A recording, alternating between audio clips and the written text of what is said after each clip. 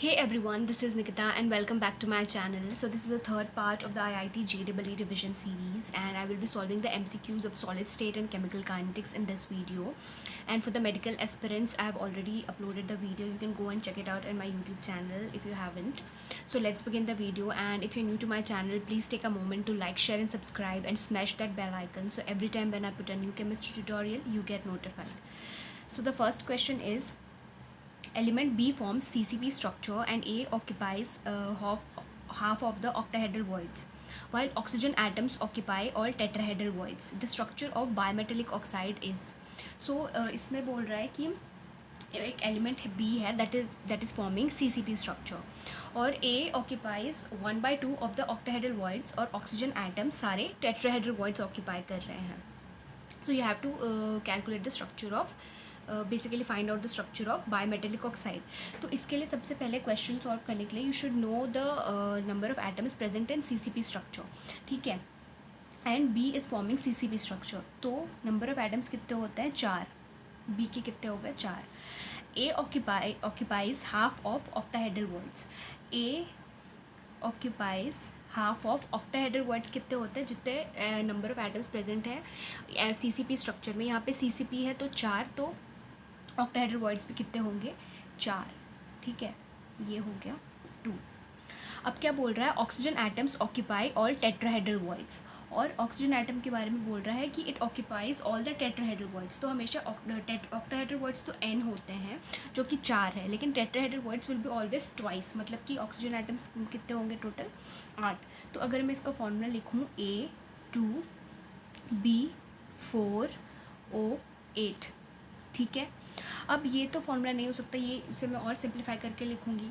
सो इसमें मैं 2 अगर कॉमन ले लूँ तो AB2O4.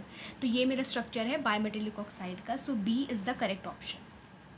Next question, which primitive unit cell has unequal edge lengths? A is not equal to B is not equal to C and all axial angles different from 90 degree. तो ये NCERT से है.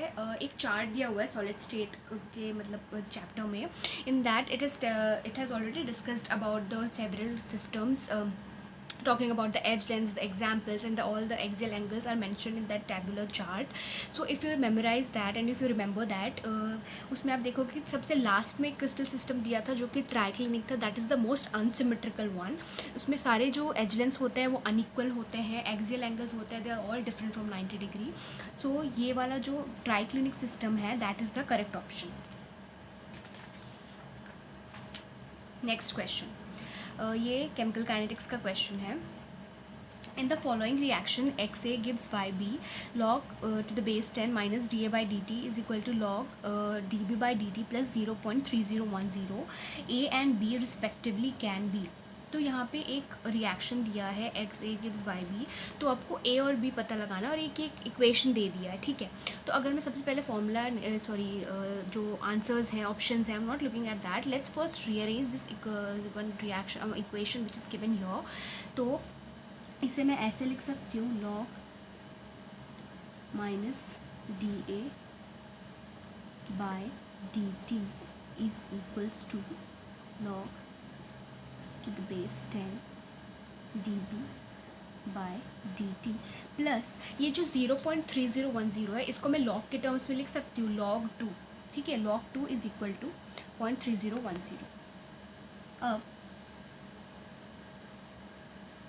log base 10 minus DA by DT is equal to log m plus log n is log m into n. ठीक है, यहाँ पे कुछ basic formula मैं लिख देती हूँ. log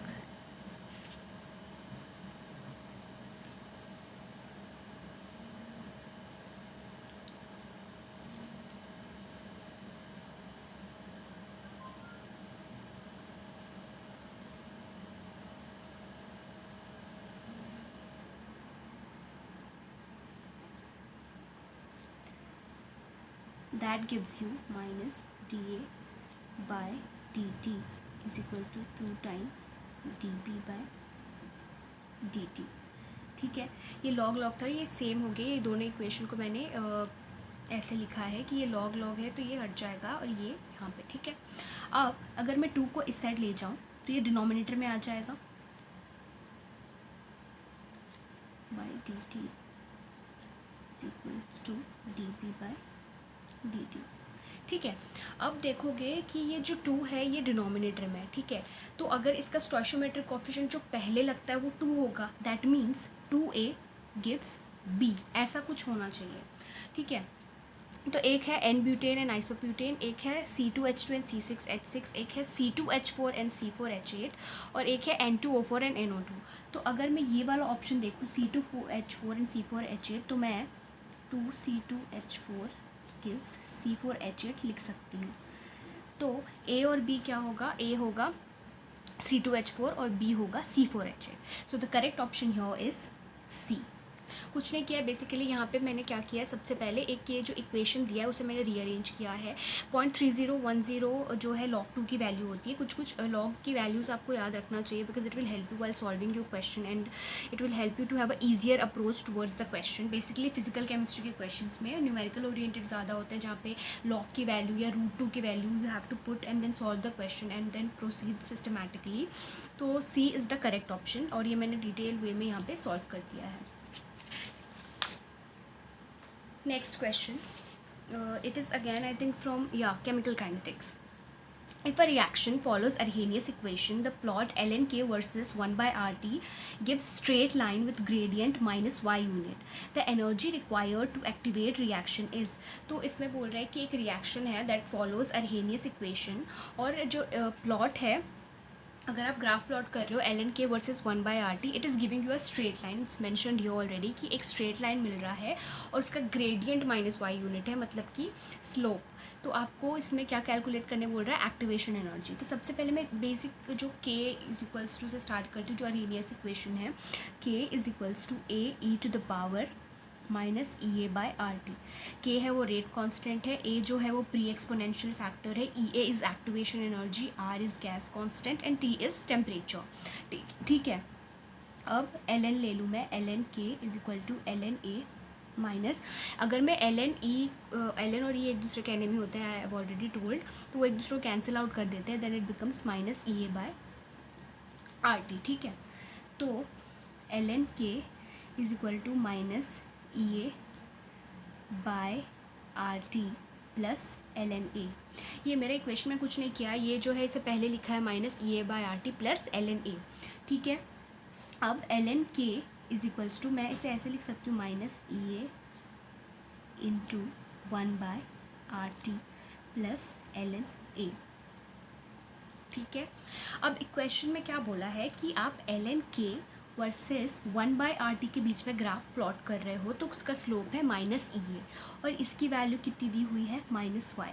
ठीक है, ये आपका हो गया वाई, ये स्ट्रेट लाइन इक्वेशन है, ये एक्स, ये है स्लोप जिसे हम एम बोलते हैं, और एल एन ए है इंटरसेप्ट विच इज़ सी की वैल्यू। ठीक है, तो यहाँ पे minus E A is equals to minus Y. Therefore, activation energy or the energy required to activate reaction is Y unit. So D is the correct option. Next question. For the elementary reaction M gives N, the rate of disappearance of M increases by a factor of 8 upon doubling concentration of M. The order of reaction with respect to M is. तो इसमें एक elementary reaction दिया है, M gives N, ये, तो मैं अगर इसके लिए पहले रेट लॉ लिखूँ, K M to the power N. ठीक है, अब क्या बोल रहा है, rate of disappearance of M increases by a factor of M upon doubling the concentration of M. The order of reaction with respect to M is, तो इसे मैं जो सेकेंड पार्ट है अब इसमें यहाँ पे सॉल्व करती हूँ,